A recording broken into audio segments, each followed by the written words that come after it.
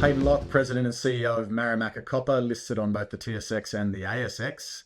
We are nearing the completion of our DFS, or we're pretty much complete on our DFS, and we've just put out some what we think are pretty stellar drill results at our Pampa Medina project area. It's something stellar indeed. In fact, you better give some of those numbers before we carry on with this conversation. Yeah, well, the highest grade one is 6 meters at 12%, and that's all copper. There's no byproducts, there's no gold, there's no silver included in that, although we do think there is the potential for gold and silver in parts of this.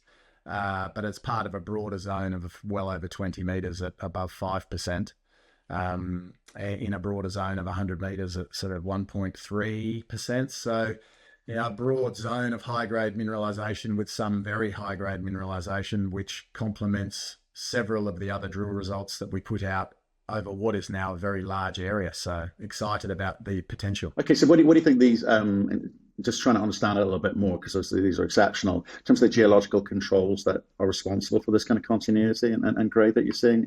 Well, so we speculated previously in our geological models that this was a sediment-hosted manto, which is very unique in Chile, not been seen. In fact, Sergio says he's never seen a deposit like this in other than in small, very small areas in Chile. So his view is it's much more analogous to the Kupferschiefer in Poland and Germany, and then the African sedimentary copper basin, with some obvious differences. I think the most interesting thing for me is all of the sort of cross-cutting and effectively breaks in mineralization have been occurring post-mineralization. So the faulting has occurred post-mineral, the barren dikes have occurred post-mineral. So what that suggests is this was a flat-lying sedimentary basin that was potentially mineralized over a very large surface area, and then subsequent to that faulted, uplifted, down-dropped, cross-cutting barren dikes and things like that. And so we haven't yet worked out what a potential control for the mineralization will be.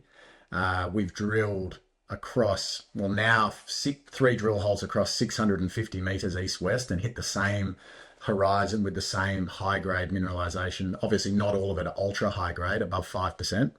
We also have drilled 600 meters north-south and intersected the same mineralized horizon, but with the ultra-high grades. And then if you look at the surface mapping we've done, we can see surface expressions of this same sedimentary horizon more than a kilometer away with the same mineralization. So we're now thinking it actually is a much larger opportunity than we first thought. And so we're excited about it, but obviously that means it's going to take time and money to drill it out. Right, so it is as simple as that in terms of kind of gain confidence in the kind of that lateral and vertical continuity. It's just drilling, or is there more that you can do? It's really just drilling. I mean, we've got an AMT resistivity anomaly, which is really nice, but that's not diagnostic until you actually get in and drill it. I think what we take encouragement from is we've drilled 6 or 7 drill holes, and 5 out of the 7 have hit this high-grade mineralized zone, which is a pretty remarkable hit ratio when you start considering how broad the step-outs are. So we are pretty confident that there'll be certainly continuity in mineralization. What we need to work out now is what's driving that high grade and the ultra high grade.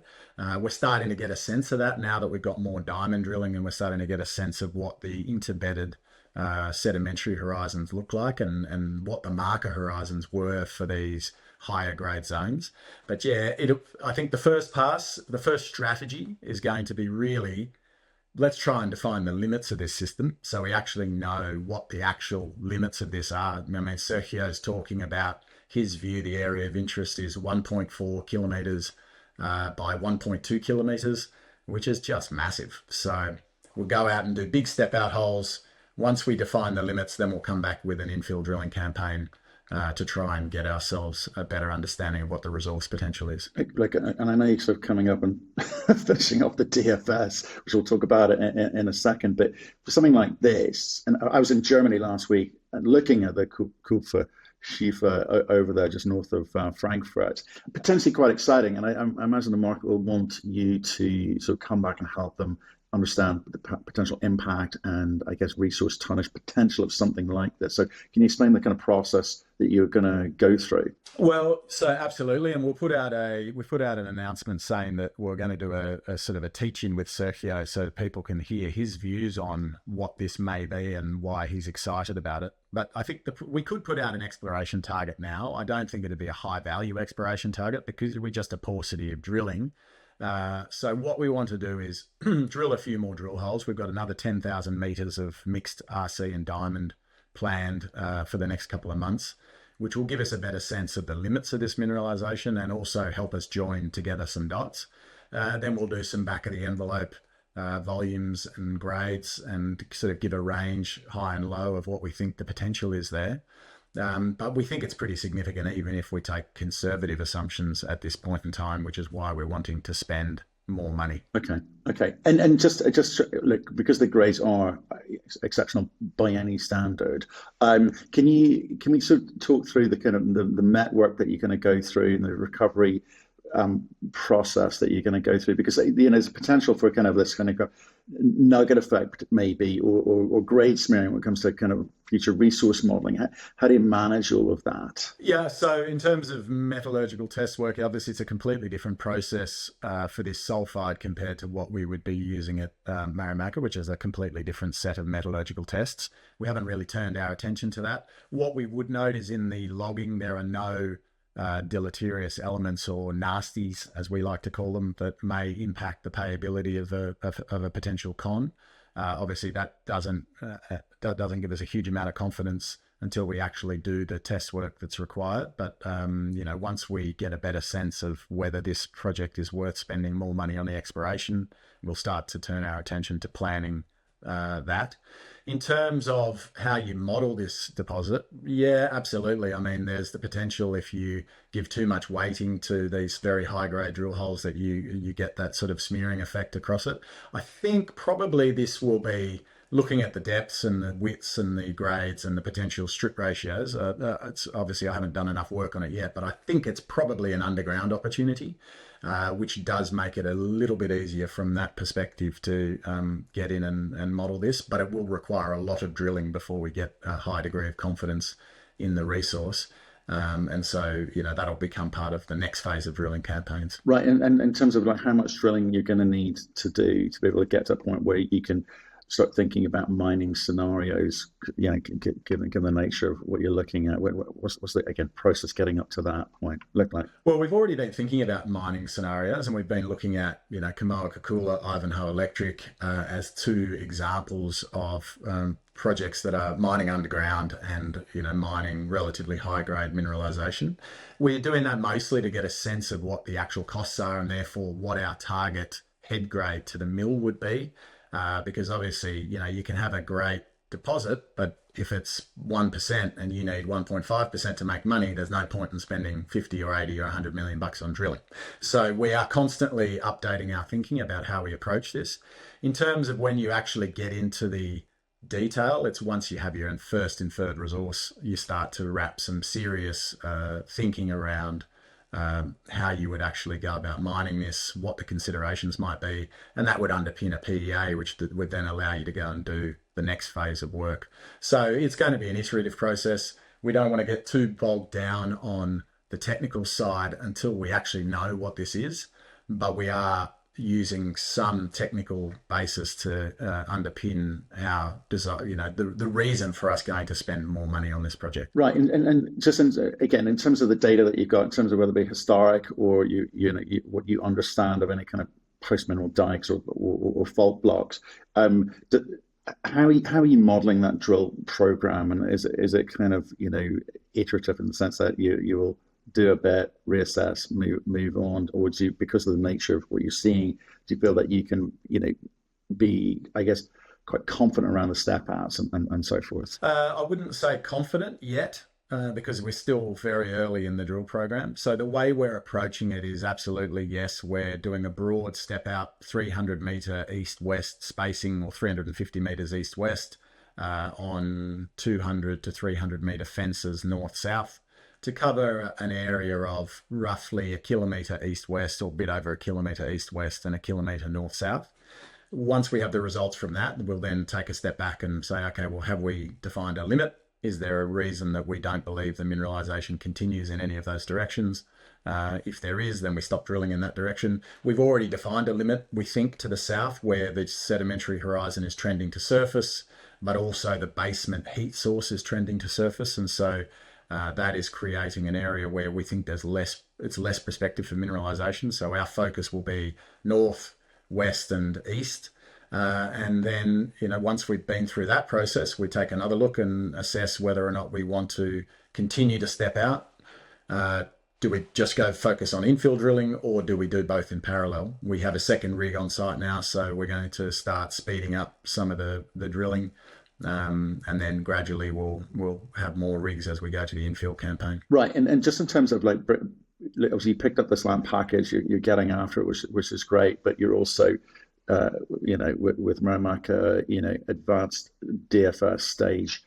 Does this change your thinking or your thoughts on capital allocation, or what the future infrastructure could look like? Because like I said, I keep coming. Exceptional is not a too strong word to use here. It's got to kind of shape and your conversations, I suspect, at the moment. Yeah, you're absolutely right. I don't think it changes our development strategy, and that's just a function of maturity. So we are, as you say, the DFS, all of the engineering is done. We're just in the final peer review to make sure that we're happy that all the numbers are robust and defendable. So we're pretty imminent on releasing the definitive feasibility study. It's going to be a great project that will be a mine. And so our number one focus is on getting that into production. The second aspect is the oxide opportunity at Pampa Medina and Madrugador, both of which offer, we think, we've paused the PEA in terms of going to release it. And the only reason we've done that is we found more oxides. And so we don't want to cap people's thinking about what the oxide opportunity is there.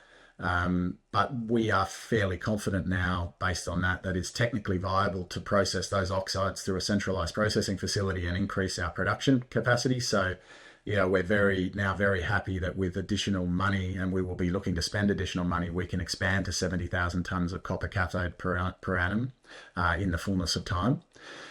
Obviously, the sulfide target is very different in terms of scale of opportunity, but also the level of maturity. Again, there's been very little drilling. We have a lot of drilling to do. We have a lot of geotech and geometallurgical and all of those sorts of studies to do.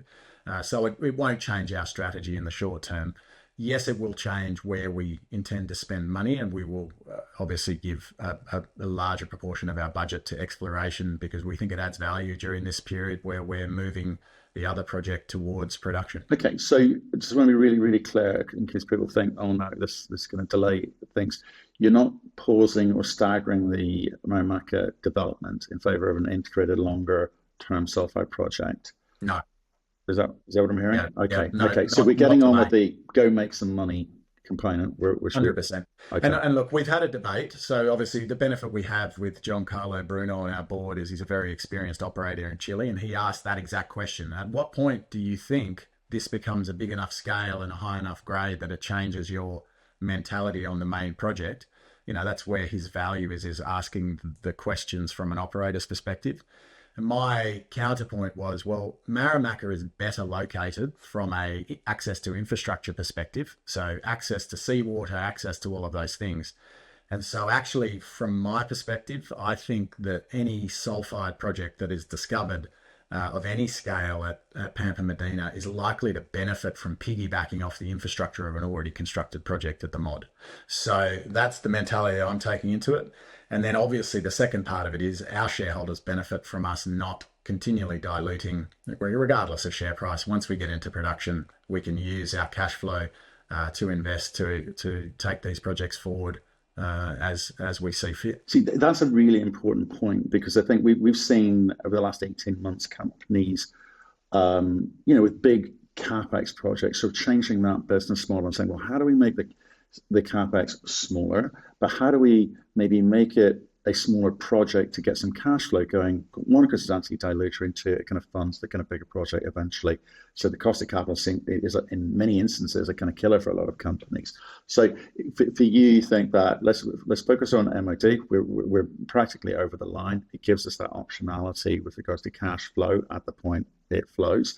And we will keep working out the kind of size and scale of what we're seeing at Pampa Medina. That's exactly right. Yeah, Perfect. exactly right. And Perfect. we're very fortunate, and we have a project which, I don't think our DFS will be optimized. I think there'll be room for improvement in terms of the final capital costs. But it's a very financeable project. It's not going to blow up our share structure. We have the opportunity to build a mine that becomes very cash generative in today's copper price environment. Even in a lower base, even a long-term consensus copper price, it's incredibly cash generative, and that creates the opportunity to build a serious long-term business. Okay, now I was kind of intrigued by what Sergio calling it this a kind of once in a career discovery, and he's obviously super excited about what he's seeing here, and you feel you're going to be able to give him the capital and the cash to be able to get after this, do you? Yeah, we obviously we have two lots of optional warrants, one held by Mitsubishi Corp, which expire in the next 2 weeks. So we haven't had a discussion with them about whether or not they're going to exercise those warrants, but we would expect they will because they're in the money. And then also Assor International Holdings, our other partner, has warrants expiring at the end of the year, also in the money. I have had a brief discussion with them. They're very keen to increase their stake in the company. So I would expect we will have sufficient money to allow Sergio to keep drilling. I think we're going to be careful with it because, as I say, it is still early days until we define an infill drilling campaign that will lead to an inferred resource. We will still be relatively careful with how we spend our money. It's not just going to be crazy. But we also want to continue to put money towards developing the project. And we have slowed that down because of, our the Liberation Day. We missed our window to raise a larger sum of capital. And so obviously did the smaller capital raise, which allows us to continue, but doesn't allow us to do all the work that we want to do. And then we're turning our attention to how do we compress the timelines once we get into the construction scenario. So we're putting together pre-FID capital works, which will be site preparation, roads, doing early earthworks and civil works, getting long lead items, detailed design and engineering. All of that takes money. So, we will be constantly looking at our financing arrangements, and we're hopeful that our partners exercise their warrants during the course of the year. Okay. Do you know what would be really helpful? I don't know if Associate could maybe come on and do this with us. You mentioned obviously the Kupfer Schiefer and the Kamoa Kalua, which are sediment-hosted copper systems like this one.